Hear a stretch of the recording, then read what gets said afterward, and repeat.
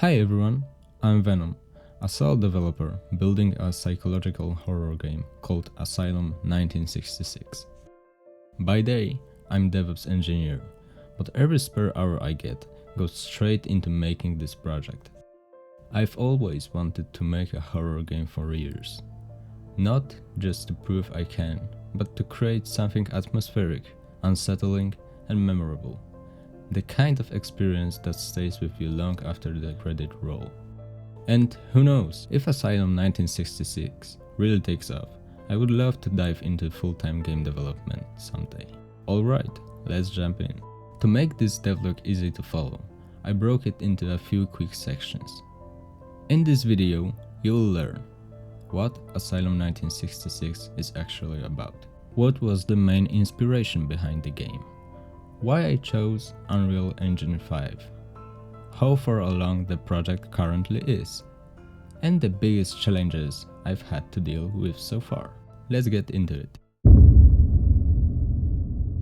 Asylum 1966 is all about Nelson Shamrock, a former federal agent whose life has fallen apart after the disappearance of his child. His obsession with the case cost him his career, his marriage, and eventually his sanity. Now he's drowning in painkillers, alcohol, and unanswered questions. As the player, your goal is simple. You need to uncover the truth. Every choice you make affects Nelson's fate, and the deeper you go, the harder it becomes to separate reality from paranoia. The biggest influence behind Asylum 1966 is the Resident Evil series, especially Resident Evil 7. I absolutely love that game. It nailed almost everything right for me. It wasn't just the action or the scares that stuck with me, but the tone, that quiet, suffocating dread that builds even when nothing is happening on screen. And I wanted to capture that same feeling. Well, trying to do so. Not cheap jump scares, not loud bangs, just atmosphere, tension, and the eerie sense that something is lurking just out of sight. I've considered 3 engines: Godot, Unity, and Unreal. But as a sole dev with limited time and zero C++ knowledge, I needed something powerful and beginner-friendly. For me, Unreal Engine ended up being the perfect match. With not being so good at coding, blueprints absolutely bite me.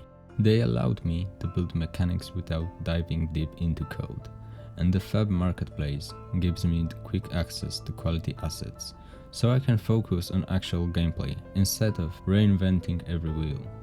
That balance of accessibility and raw power is why Unreal became my go-to engine. At this moment, at the time of recording this devlog, Asylum 1966 is about 40% complete. The core gameplay is up and running, and at this point, it features 4 weapons, enemy AI, stealth, a full explorable map, and the core systems that make the world feel alive. So what's left is the heavy lifting: finishing the story, creating cutscenes, building a proper save system, and polishing everything throughout the testing. The foundation is absolutely there, but there's still a lot to do before releasing. Without question, one of the hardest parts has been time. Balancing a full-time job with indie development means progress happens in bursts, and burnout is always lurking. But the real challenge, the marketing. I don't really have any plan for finding the right audience, nor have the knowledge to do so. I tried shorts, but the results were, let's just say, they weren't great. So that is part of why I'm making this devlog. To open up the journey, share the process, and hopefully connect with people who enjoy this kind of dark, atmospheric experience.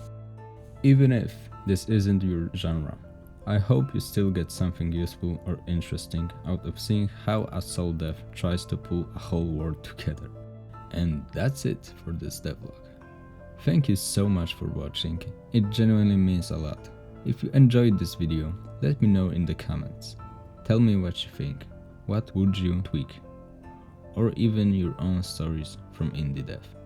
A like and subscribe help more than you know, and if you want to support the game directly, please consider wishlisting Asylum 1966 on Steam. Your support is the main factor of motivation for me. It helps a lot in making this project. I can't wait to show you what comes next. The only thing at the end I can say to you is that I cannot thank you enough.